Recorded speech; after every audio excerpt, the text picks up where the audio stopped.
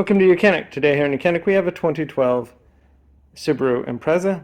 We're going to show you how to be able to manually open up your trunk in case the actuator unit that would be located right down in here isn't functioning anymore.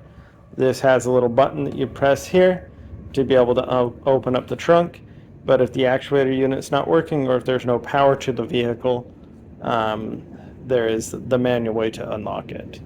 So to start with, you need to be able to get in from the back, get into the vehicle, so using your manual key to unlock the doors, and then open up the door to be able to get into the back. So with our door open, we'll want to fold down our seat so that we can crawl in back there.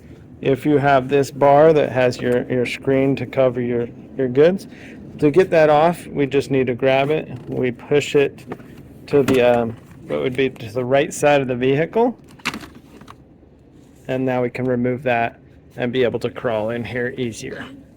So what you're going to do is you're going to come back here to the back, right at the middle of the hatch itself. We have this little cover that we need to remove. This is the lock mechanism right down in there. So little screwdriver, be able to pop that cover off, and then what you're going to see in there